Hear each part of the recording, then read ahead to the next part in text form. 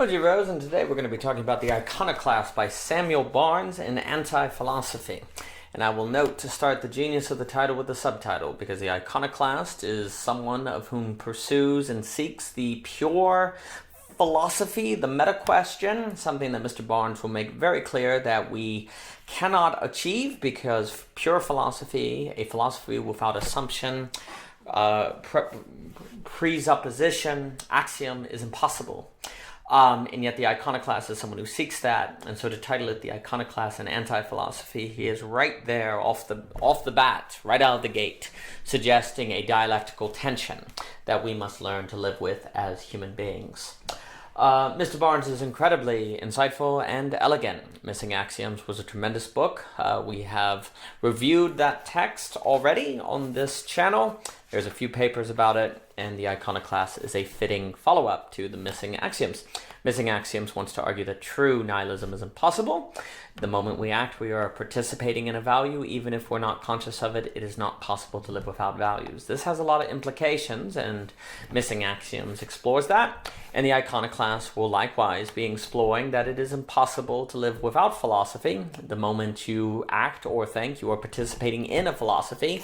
Now, that doesn't mean everyone participates equally, but we're all participating in philosophy, and we all have to live as if we've answered the meta-question. And the meta-question is the question, what is philosophy to itself? What is pure philosophy? What is pure thought? What is thought to itself, in itself? But of course, we cannot think about thought without bringing presuppositions and assumptions to the picture. And thus, philosophy is defined and exists thanks to an unattainable goal, something that it cannot access, and yet it naturally seeks to access. The back of the book will say philosophy is the meta-question. Philosophy is the meta-question, and thus the iconoclast is the philosopher. But the book will also explore the dogmatist, which is the individual who treats their givens or assumptions about the world, their ideology, as the truth, and they avoid philosophy. The dogmatist can fall into totalitarianism, closed-mindedness, fascism, terrible movements. But the iconoclast can tear everything down and create an existential instability that is unbearable for mankind, leading to, say, a French Revolution, or a reaction against that existential instability that leads to totalitarianism and appeal to a strongman. This is explored in Belonging Again.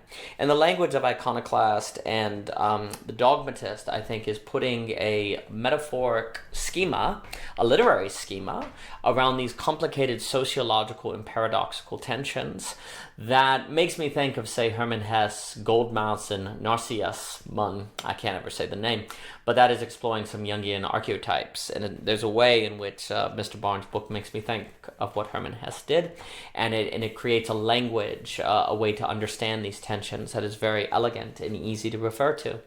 The meta-question it kind of makes me think in some respects of, say, religion, how religion and theology is possible because a God exists of whom cannot be known by finitude entirely. And it would seem that if we follow the meta-question, that philosophy has a similar structure to theology. Philosophy is possible because of an entity, because of a state of being of which philosophy can never fully access. Likewise, religion is possible. Many religions, at least. There are different religions for different people. But anyway, many religions are possible because it's there in their mind. There is a God of which they cannot fully capture and encapsulate. And it's very interesting because in the same way that, say, in religion you form an idol or you're a heretic if you think too much of your idea of God, if you come to believe your idea of God equals God, that can be a form of heresy. Likewise, it would seem as if philosophy eats itself and destroys itself precisely if it thinks it achieves pure thought, which would be, another term for this would be, say, autonomous rationality.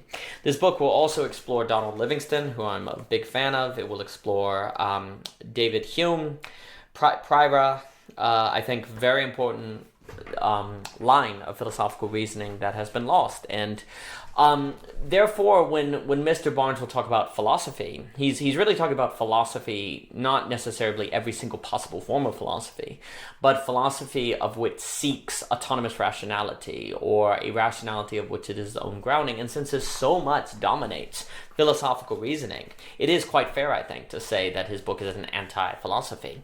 And it is an anti-philosophy precisely to kind of corrective to philosophy. In the same way that a religion that seeks to encapsulate God in a funny way is actually anti-religion, because religion that fully captures God is no longer dealing with God. God is now a finite entity, and so the religion kind of commits suicide. So a theology that doesn't have enough of an apophatic tradition ends up not being a theology at all, simply a positing of some sort of abstract entity. Likewise, philosophy that fails to appreciate the ultimate unattainability of the meta-question is a philosophy that will eat itself. There's a part where he says, Mr. Barnes, to quote at length, "The inquiry of philosophy into itself places us into a dizzying circular cognition, which instantiates a set of ultimate questions of a philosophical nature about philosophy itself. In this self-referential assault, we see the suggestion of anti-philosophy produced by the philosophical apparatus itself. This is a proof of the unique nature of philosophical inquiry. For example, anti-physics or anti-religion can only arise outside the bounds of their respective sub-questions, and are often projected as an assault from rival sub-questions." And this is from chapter 6, Philosophy as Anti-Philosophy. Basically, this is saying that philosophy alone is capable of, when it asks question about itself, it's still in its own realm. Whereas if I ask, what is science, I am now in philosophy. And of course, if philosophy can ask, what is philosophy, and still be philosophy, we can ask, what is the nature of philosophy to be capable of this self-reference, on and on and on and on. And so it never necessarily completes itself. It's always open-ended. And basically, the book is suggesting a need to rethink philosophy, not as, say, achieving autonomous rationality, an answer, a expression of the meta-question, which another way to put this is rationality without a truth. Throughout O.G. Rose, we talk about the truism of the rational, which is to say that truth and rational are different categories, and truth is what organizes rationality, and if you think it's possible for rationality to be its own grounding without, say, a non-rational foundation, it ends up effaced. This alludes also to, say, Benjamin Fontaine, and some other thinkers of whom I'm increasingly associating with what I want to call the modern counter-enlightenment, which I think was a train of philosophical reasoning that was overlooked.